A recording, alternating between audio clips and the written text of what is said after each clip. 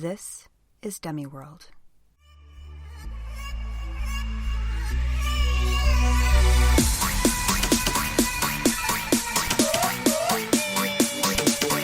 Oh my God! Hi there, this is Dummy World. I'm Cyndi. I'm Kelly.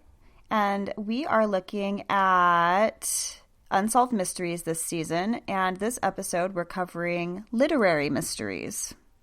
Oh, and I wanted to give a shout out to our most recent Patreon patron, Cara. Thank you for supporting us. You are a rock star. So let's see. I'll go ahead and start. So my literary mystery is looking at who is Shakespeare. Is he the person we think he is? Or is he someone completely different? A lot of people would say, why is this a mystery? We totally know who he is. But I wonder, do we? Is it somebody else? I heard a rumor many years ago that it was like several people. Well, that's one possible thing. But I'm going to focus on one person. And it's not a woman, unfortunately. So I got a lot of my information from ThoughtCo, Shakespeare Oxford Fellowship, Hank Whitmore's Shakespeare blog, and NPR. Okay, so was Shakespeare the merchant from Stratford, or was he possibly someone of nobility writing under a pen name? This has been the question swirling around literary circles since the 1920s when Thomas Looney proffered this explanation of maybe Shakespeare wasn't who we thought he was. So for like 400 years, no one questioned? No, not really. Oh. Yeah. God, people get so like mistrusting starting the 20th century. All these conspiracy theories start developing about everything.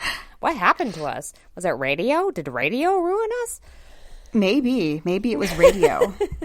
People it's also all that got fiction reading. It's like imagination started going wild. I know. People started going nutso. So this can be a very hotly contested topic amongst scholars and pretty much anybody who teaches literature.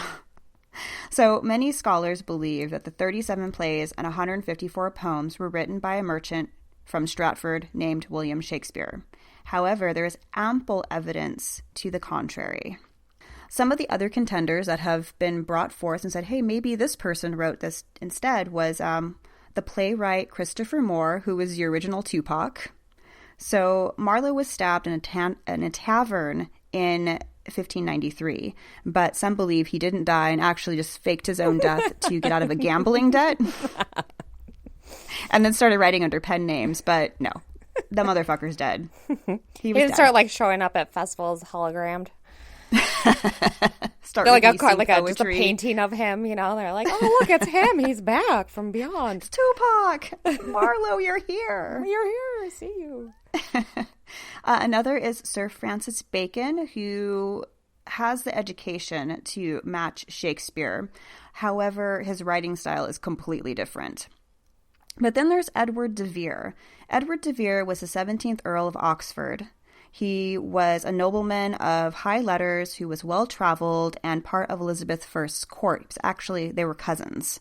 De Vere's life closely parallels a lot of what's in Shakespeare's plays and sonnets. Oh. Yes. Yet at an early age, he stopped writing publicly because it was frowned upon by his station. So it is postulated that he continued writing under a pen name, mainly that of Shakespeare. Shake Speare. Okay, so Thomas Looney, right?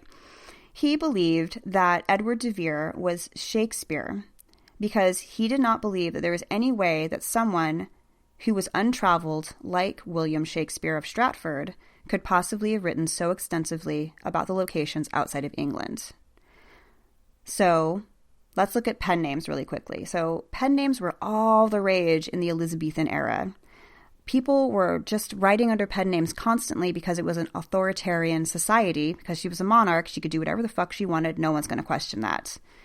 In addition, it was frowned upon for people of the court, noble people, to publish under their names or perform plays publicly. It used to be illegal. But when Elizabeth came along, she was such a person of the arts and was really into theater that she relaxed some of these laws, and it was just kind of frowned upon. But he did publish, like I said, he published early on when he was younger and then stopped as he got older. These, like, being the political nature that a lot of Shakespeare's plays are, it puts the person writing them in a precarious situation because they're kind of tattling on the court. So you don't want to get involved, so you'd write under a pen name. So you didn't get in trouble and you didn't really implicate anybody in the court directly. It's kind of all allegorical. People knew who you were talking about, but it wasn't, like, totally out there. Right. So the original author of the 1594 folio was written Shakespeare with a hyphen. So hyphenations typically denote that the author is using a pen name. Okay. But hyphenation aside, almost every single time a Shakespeare play was printed, it had a different spelling. Shakespeare's never spelt the same way twice. It's always different until we get standardization later on. So now this is like, well, maybe it's a lack of standardization. Maybe it's a lack of literacy. We don't really know. But Shakespeare from Stratford spelt his name Shakspeare.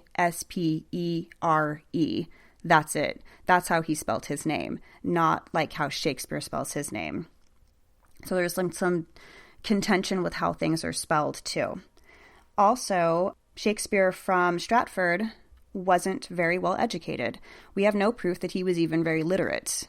He didn't write any letters. He didn't receive any letters. He didn't own any books. And he never traveled outside of England. But 17 plays of Shakespeare's take place in Italy. And they were all places that De Vere traveled. We'll get into that. And they were really well written. Yes. You seem to. Do you remember when we were in college? I do. One of our professors, Thane, one of our assignments was we had to write 2 lines of iambic pentameter, and it didn't even have to rhyme or make sense. So hard. So hard. I was thinking about it the other day. I kind of sort of remember mine, kind of. Just the first line. It was like a frog, a log, a bog, a fog. Like, it just rhyme, like iambic pentameter. To write in iambic pentameter is so challenging. You have to have such a grasp on the English language. Well, also, iambic pentameter really mimics our natural speech patterns, but we don't think about it. Right. And to consciously write like that, like Shakespeare did, almost exclusively, it's genius. Genius. But see, that's the thing is a lot of people are like, well, he didn't have to travel outside of England and he didn't have to be someone who was high letters because he was just a genius. And it's like, yeah, that's kind of a cop-out, though, because I feel like he would have written a couple letters. Unless he, didn't want any of his writing out. Wait, no. That doesn't make sense. No, it doesn't make any sense. Doesn't make any He also had no connections to court whatsoever. Right. No connections to nobility. There is one thing, though. Stratford, I'm going to call him Stratford from now on. Stratford's best friend was a guy named Richard Field. And Richard Field was somebody who had a very large personal library and became a bookseller and publisher in London. So it is argued that that was where he got all of his knowledge, was that he just went over to Richard's house and read all of Richard's books. Okay. He didn't have to own any of his own books. He just went over to Richard's house and read all of Richard's books. It doesn't really explain why he doesn't write anything other than just plays and poems and no letters to people. Yeah, and nothing else. No correspondence. Essays, nothing. Nothing. Right? Yeah. Nothing. Right.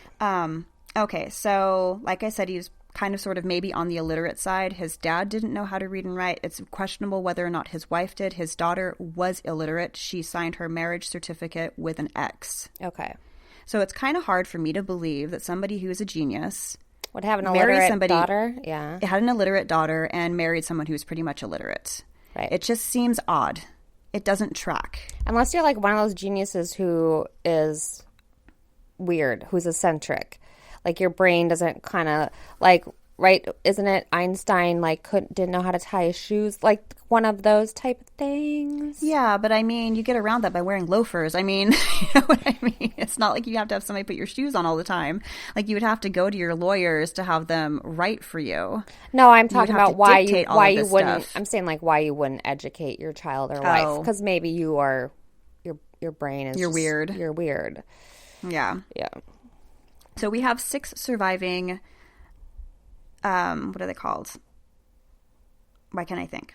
6 surviving signatures from Shakespeare, and they're all for business documents. None of them are related to theater or poetry or writing or anything like that. They're all just for business contracts, and they are just a scrawl, and you can barely read them, but we know they're Shakespeare because they were business dealings, and a lot of that stuff has been archived. Mm-hmm. So it's not connected with the theater or anything. It's not connected with writing, and it's barely legible, and it's spelled different than Shakespeare, the playwright's name is spelled. Okay. Stratford also left no mention of plays or sonnets in his will, and at the time of his death, nobody remembered him. Nobody wrote any like eulogies or obituaries about this great playwright who had died. He is not remembered as a playwright. He is remembered as a merchant at the time of his death. He is also known only as being a merchant, not as a writer. Okay. Okay. It is possible that because Shakespeare's plays were performed in London and not in Stratford, and people didn't travel widely, that he just led a double life. Nobody knew that he was Shakespeare, but you would think that it would come up in casual conversation, or that you'd be really passionate about your hobby as a playwright. That why would you leave a double life with the same fucking name? You know? Yeah, that's a good point. That's an excellent point. You would think he'd change your name, right? You Hi, I'm Dr. Jekyll and Mr. Jekyll. How are you? Okay.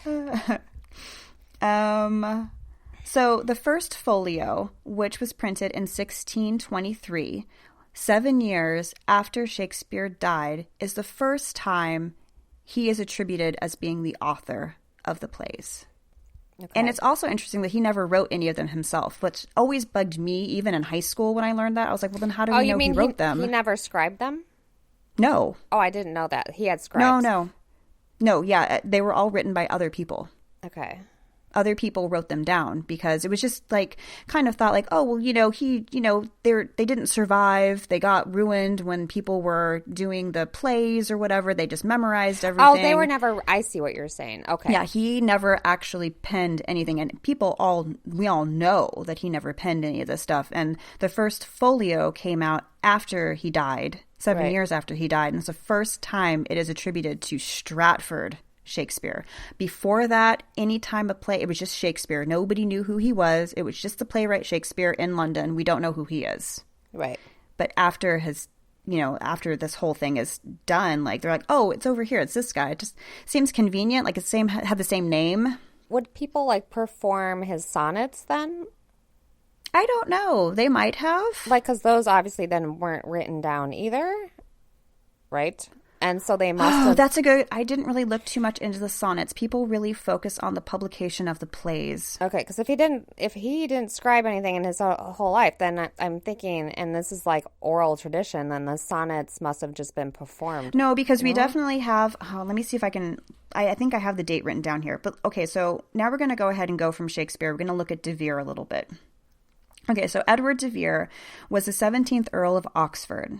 He attended Cambridge University and graduated at 14 years old. He earned a Master's of Art at 16 and studied law at Gray's Inn. And inns are courts where historic societies trained barristers throughout England and Wales. And I had never heard of them before, but it's INN, and it's where you learn to be a barrister, an inn. What the hell is a barrister? Is that a lawyer? Oh, yes, it is. A lawyer that wears a wig. Right. In England. Why do they wear a wig?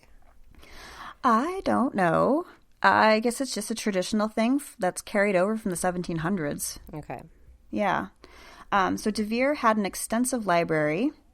He was very well read. He wrote plays, poetry, and acted, and was a troupe leader of the Oxford Boys, which was an acting troupe that he inherited from his father, who was obviously also an actor, and later on the Oxford Men, as well as leaseholder of the Blackfriars Theatre, which was a rival to the Globe. He put on masks and plays at the royal court. So he performed plays for Elizabeth the First. Mm-hmm. Okay, so Shakespeare for a pen name came from, people think that it came from De Vere's family crest, which depicts a lion shaking a spear. The accountants, Shakespeare's, somebody told him at court once. And he had the nickname Spear Shaker because he was so good at jousting. Interesting. De Vere's early poetry is written in a very similar style to that of Shakespeare's sonnets. And here we go with our poetry talk, specifically the 6-line pentamic stanzas of Venus and Adonis, which is an epic poem written by Shakespeare. The poem Venus and Adonis is derived directly from Arthur Golding's translation of Ovid's Metamorphoses, which we also read in college. Arthur Golding was De Vere's uncle and had dedicated the translation to De Vere. So there are lines directly taken from Arthur Golding's translation of Metamorphoses and put into Shakespeare's retelling of Venus and Adonis that was dedicated to De Vere. It seems odd that Stratford would have stumbled upon this book and used it when it was in De Vere's library, dedicated to him. It just seems odd. So the first printing of Venus and Adonis occurred in 1594, along with an earlier poem called The Rape of, I think it's called Lucretius. I think that's how you say it. Both of these were dedicated to Henry Worthesley, I think I'm saying that right, the 3rd Earl of Southampton, who was considering marrying De Vere's daughter. So Shakespeare printed or published 2 poems dedicated to the man who was going to be engaged to De Vere's daughter. Yeah, that makes total sense. Why? That's what you do with your neighbor's daughters, right? Yeah. Right? You write love poems to people you don't know? No. You have no vested interest in. And Stratford wouldn't have known this guy. He would have no reason to know this person. Unless he was commissioned. Yeah, okay. That's a good point. I'll take that. In a 15-month period between 1575 and 76, De Vere spent the 15-month period of time in Italy. He went to locales that are specific in Shakespeare plays. So The Merchant of Venice and Othello take place in Venice. Romeo and Juliet and the Two Men of Verona are in Verona. The Taming of the Shrew is in Pauda. Much Ado About Nothing takes place in Messina, and A Winter's Tale and The Tempest both start in the Mediterranean between Africa and Italy. All of 17 of Shakespeare's plays have Italian settings, not to mention numerous details in his poetry. And they're obviously by somebody who traveled Italy very extensively and spent a lot of time taking in the details. There is a famous Italian painter named Titian who did a beautiful painting of Venus and Adonis. And in it, Adonis is like totally uninterested in Venus. And Venus is like gripping at him, like totally into this guy. And he's just like, babe, I'm just not into you. I'm just not into you at all. And that is the tone in Shakespeare's poem, Venus and Adonis. Not like Ovid's, where they're both into each other. Right. But it's very likely that De Vere met Titian while he was in Italy and saw the painting and then used it to inform his poem, which I thought was pretty cool. Also, Shakespeare's takes little bits around Italy, like people's accents and dialects, modes of transportation, commerce, geographic details, and puts them into his plays. And at first, when people would look at these details, they thought that he had gotten them wrong. Like, oh, obviously Shakespeare got this wrong. Like, he has this inland city making ship sails. Why would they do that? They're not anywhere near the coast. Well, it turns out that's exactly what they did there. or traveling by boat between two landlocked cities. People are like, you can't do that. Well, actually you can. There's lakes in between both of them, and you can travel by boat to them. You can actually still do that in Verona. You can travel by boat to other places around Verona because there's a bunch of lakes connecting them all together. But people just assumed, because there were landlocked cities, that you couldn't possibly get there any way by boat, which was what Shakespeare was talking about. So also in The Merchant of Venice, there is a gift of baked doves that is given. So when this was produced in England, they were like, why would we do this? What is up with the baked doves? Like, this doesn't make any sense. But at the time that De Vere was in Italy, it's an honorific gift to give somebody a gift of baked doves. And he would have known this because he had been there. Right. And put it in the play. So this one's really cute. While he's traveling around, De Vere needs to borrow some money. And he borrows some money from a guy named Battista Negroni in Padua. And then later on, he travels to Verona, and he borrows some money from a guy named Pasquino Spinoli. So in The Taming of the Shrew, Kate's father's name is Battista Manola. So he takes Baptista from the first guy's name and changes Spinola to Manola. Right. And it's just kind of like this confabulation of two people's names to make a new person. Then he also brought aspects of Italian Renaissance back home with him, like perfumed gloves. And they were so popular that people called them De Vere's perfume. And there are scented gloves that are in A Winter's Tale. Okay. So that's like a gift that's given. He was also captured by pirates on his way home. And the pirates stole all of his clothes and all of his belongings and were about to kill him when one of them recognized him. I was like, oh my God, it's De Vere. We got to let him go. He's a great guy. And they treated him really well. Oh, sorry, bro. I didn't recognize you. Here's your clothes back. Oh, dude, look. My bad. My bad. In Hamlet, off stage, Hamlet is captured by pirates. They treat him really, really well, and then drop him back home in Denmark. Mm-hmm. And a lot of people who know De Vere's life very well say that Hamlet was very much autobiographical of De Vere's life. Okay. So there was some fights and feuds. He had an illegitimate child with a woman named Anne Vassar in 1581. And De Vere's entourage and Anne's uncle's entourage used to get into scrimmages all the time where a lot of people ended up being knifed and killed, which is so much like Romeo and Juliet to me. Right, totally. So I thought that was pretty interesting. There's also this Bible that De Vere had, which was a hand-annotated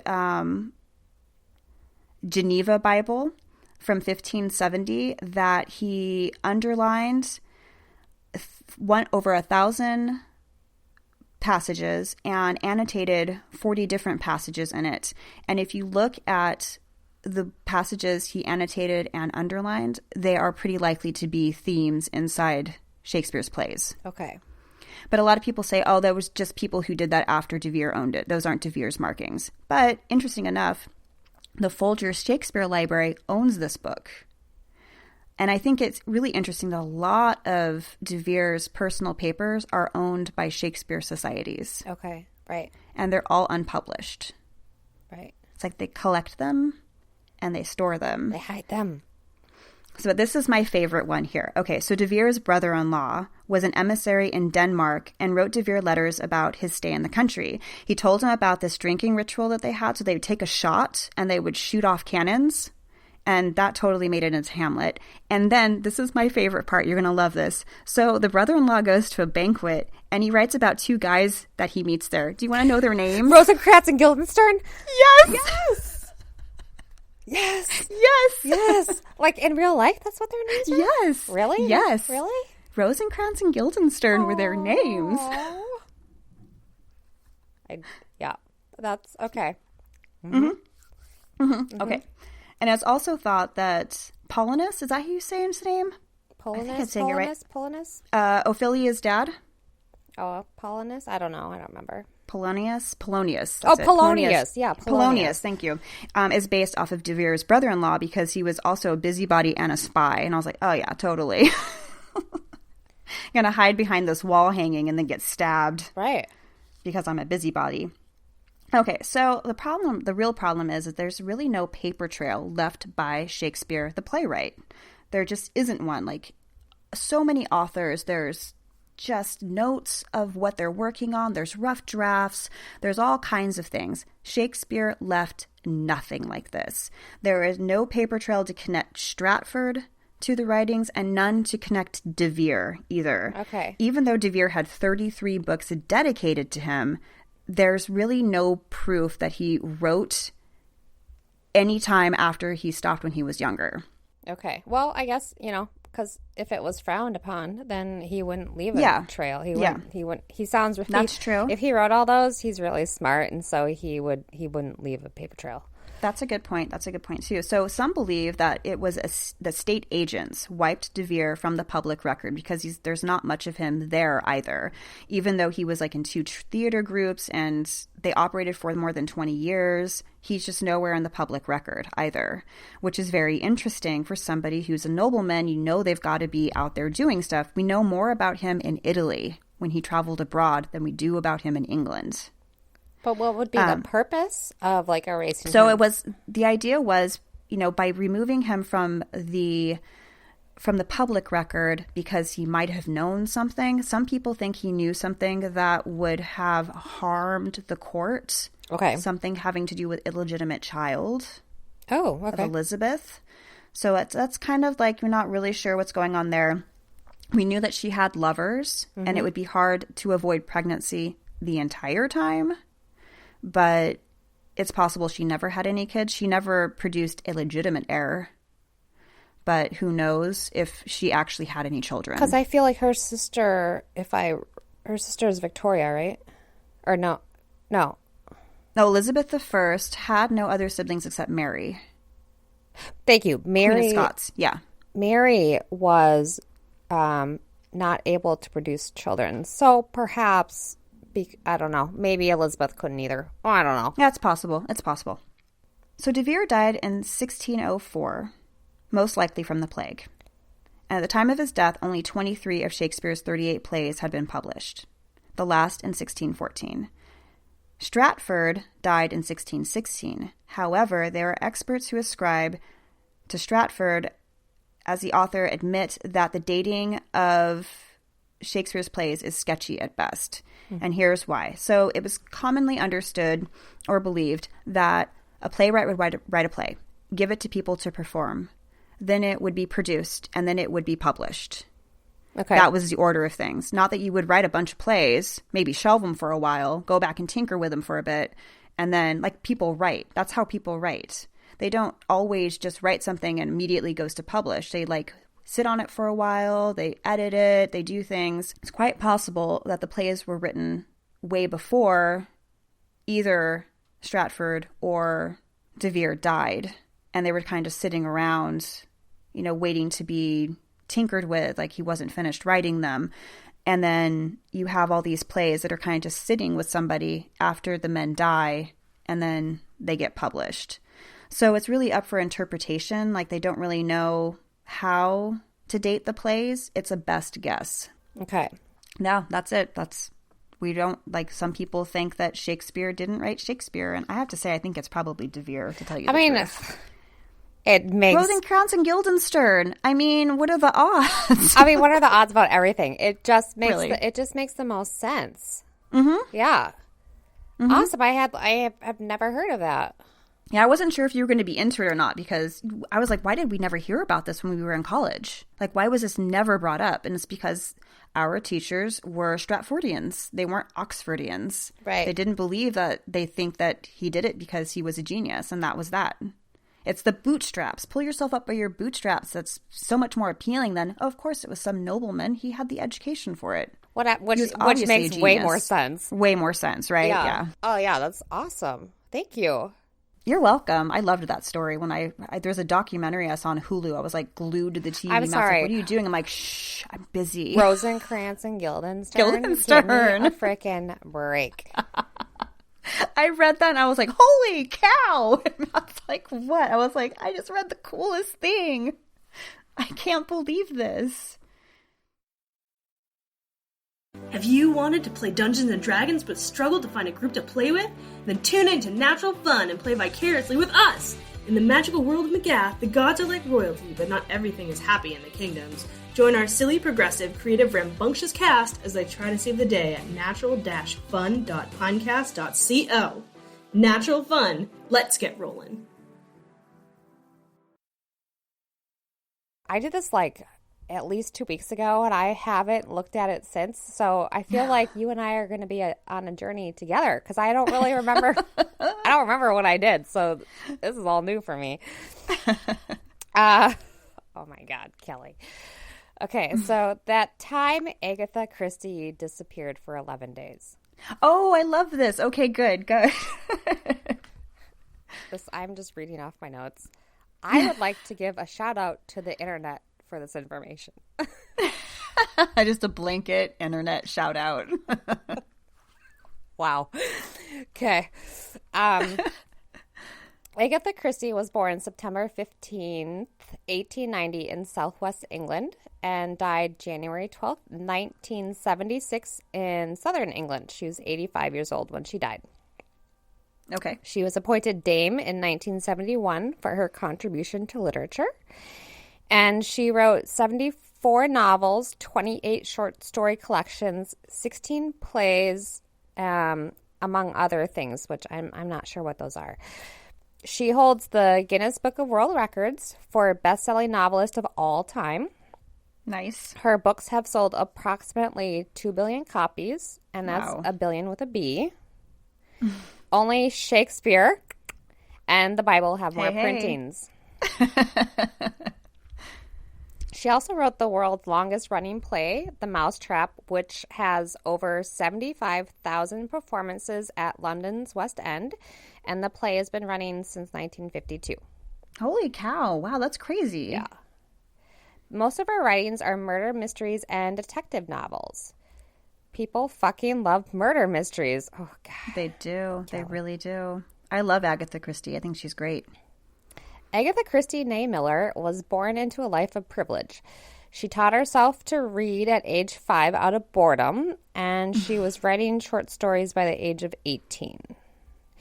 She married Archie Christie in 1914, and they were separated for 4 years by war. Archie was sent to fight the Germans in France as an army officer, and Agatha worked for the Red Cross in England, holding various nursing positions. Okay. Christie wrote her first detective novel at this time that was eventually published in 1920.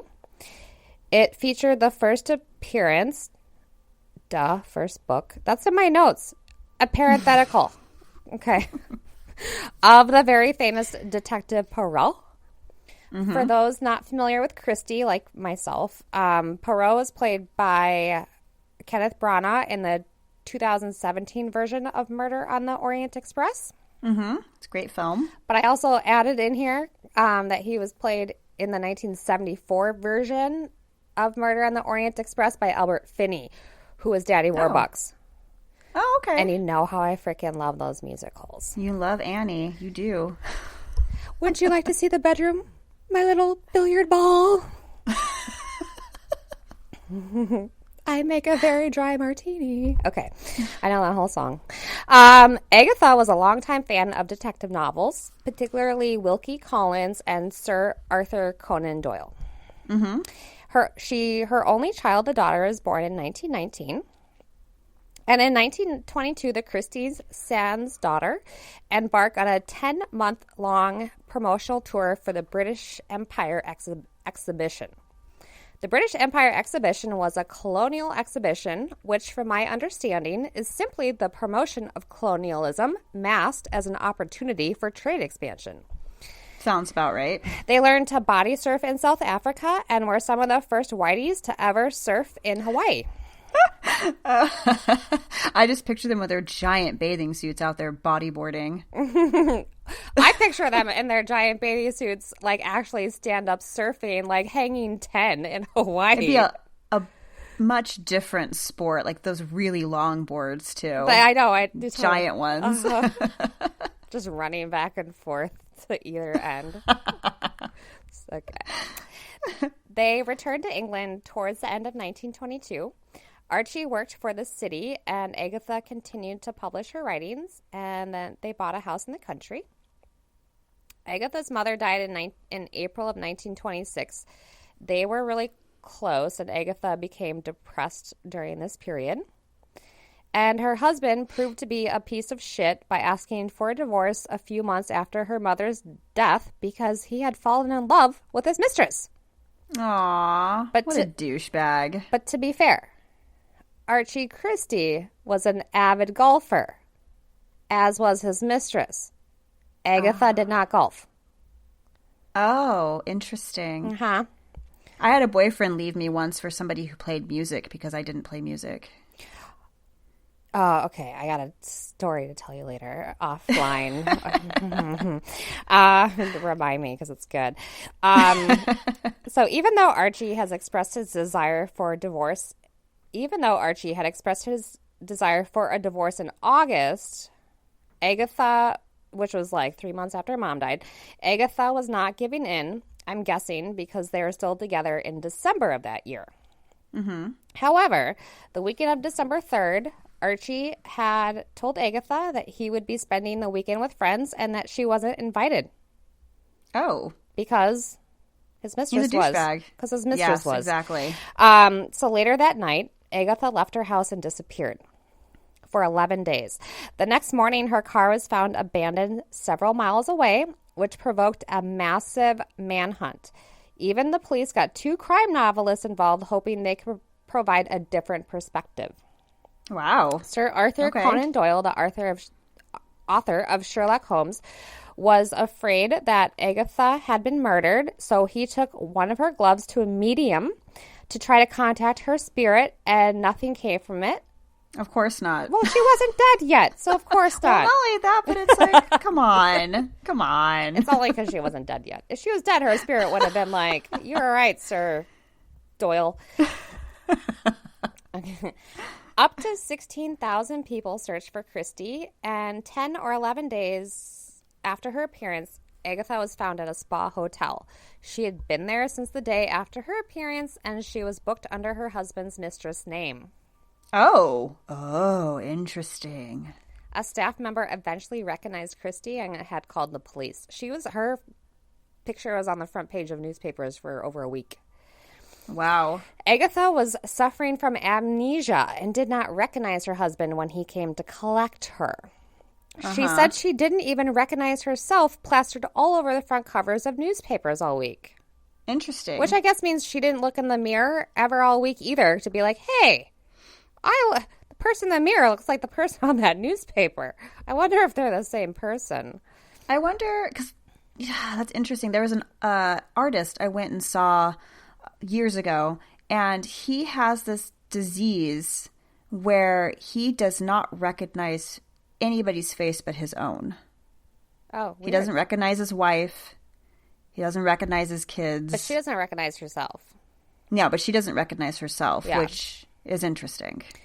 She claims no memory of the disappearance, and she didn't even mention it in her autobiography. Wow. Yeah. She apparently refused to discuss the events ever with family or friends. I think brushing it off as a difficult time in her life that she would just rather not discuss. Thank you very much. In my notes, this is what I wrote. Must be nice to have people in your life who have no interest in keeping you accountable. That wouldn't fly in my family, just saying. At the very least, there would be a lifetime of insensitive yet admittedly funny jokes if I ever disappeared for over a week and showed up under my husband's mistress name. No one would let me live that shit down. It'd be Christmas fodder forever. Biographer Andrew Norman, a former doctor, believes Christie was in a fugue state during this period. The DSM-5 says a fugue state is related to dissociative amnesia or psychogenic amnesia, which is sudden retrograde episodic memory loss that can last from hours to years. Interesting. Wow. Years? Even in a fugue state for years? No, I think the psychogenic amnesia. Oh, okay. So the difference between psychogenic, and psychogenic means psychological in nature as opposed to physical in nature. And organic amnesia is brain damage. So psychogenic amnesia is a loss of autobiographical information and not general information. Okay. So Andrew Norman feels she fell into this fugue state because she was suicidal and depressed from the events from the last several months. Sure. That tracks for me. Yeah. Writer Andrew Wilson, however, feels Christie intentionally wrecked her car in a suicide attempt, and when that didn't happen, she was so overcome with Christian guilt that she concocted this amnesia story and disappeared. I guess Christie did speak briefly about the event to the Daily Mail in 1928. She said that she left her home upset and was desperate, and after wrecking her car, the bump she got on her head from the steering wheel caused amnesia, as she doesn't recall anything further. Wilson thinks this is bullshit, and he calls Christie, quote, the mistress of misdirection, end quote. Author Jared Cade believes Christie faked it all to embarrass her husband, but she did not expect that it would become a media sensation. Other people think she disappeared during a mental breakdown and concocted the amnesia story after she regained her composure. And the public's view at the time was that it was a publicity stunt, or she was trying to frame her husband for murder. Oh, she's trying to Gone Girl it? Like... Yeah, I never saw that movie, but maybe, yeah. Like 100 years before we got Gone Girl? Right. Yeah. I mean... Everyone rips off Agatha Christie because she's a great storyteller. Maybe that's where Gone Girl got their inspiration. It's true. Possibly. But we will never know the real reason for her disappearance and whether or not she actually suffered from amnesia during this time. She was examined by a couple of doctors when she was found, and both concluded her memory loss was genuine. Oh. But that doesn't mean it really was, so... That's true. Agatha and Archie divorced in 1928, and Archie married his mistress a year later. Agatha got custody of their child and the right to use the Christie surname as her pen name. And Agatha married Max Malawan, an archaeologist 13 years her junior, in 1930, and they remained happily married until her death in 1976. Aww. Yeah. That's good. Yeah. That's nice. She got a younger man. I'm sure the mistress was younger, too. She was 10 years younger. Ugh. Well, at least Agatha got hers. Yeah, 13 years younger. Bam. And he was actually an archaeologist, so they would travel the world together, go to cool places like Iran and Egypt and stuff. Yeah, back in the 20s, man. That's the time. That's the time to do it. Go in there and just imperial all over everything. And just my God. Pilfer just and with take your, stuff. with your linen and your parasol. Like, oh, God. Your fucking cool little hat and... Your trousers. Yeah. Oh, man. Maybe you ride an elephant every once in a while. It's you know you do. Taboo. You know you do. My God. Oh, that's cool. So what do you think happened to Agatha? I think that she...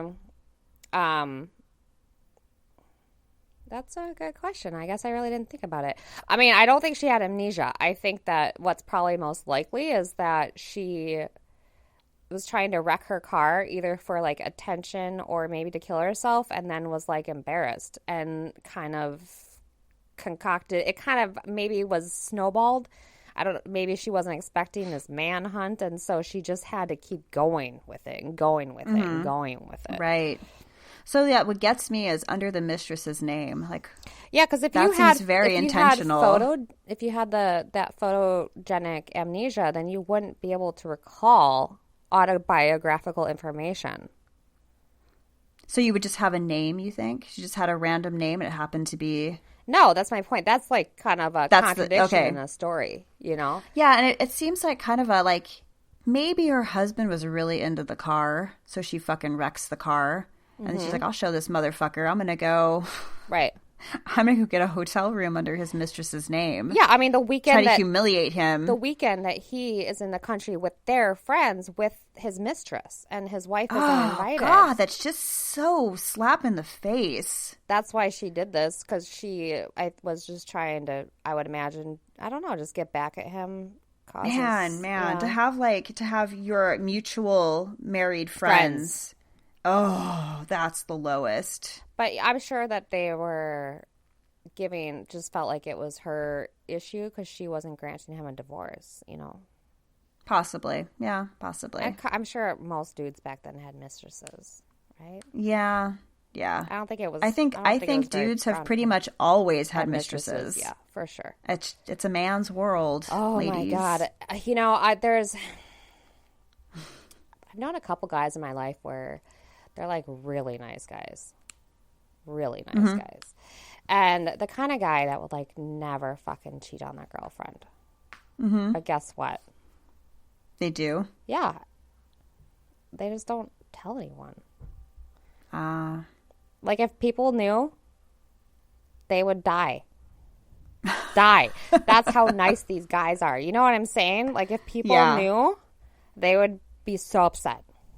Well, too, to have like a mistress, it means like a regular thing. It's not like a one-off, one-night stand thing where you're like in a new town. Okay, so I'm just saying this because I was like a mistress once for like with a guy, and like no one would have ever, still to this day, no one would ever suspect in a million fucking years that guy would do something like that. Right. Ever. I learned a lot about the world with that. I was like, wow, you have taught me that I can trust no one. No one. Yeah. Yeah. Oh, very nice. Very well done. Oh, thank you. Yours too. For reading it cold. Good job. I know. I was less surprised to myself. I should probably wrap it up because I want to hear that other story that you've got. Yeah, definitely. Well, right. I mean, maybe we can. No, I'll tell you offline. Okay. So thank you for listening. This has been Demi World. I'm Kelly. And I'm Cyndi. Thanks for listening. Bye. This has been Demi World. You can find us on Facebook, Twitter, and Instagram at Demi World Podcast. You can visit our website for show notes at demiworld.net.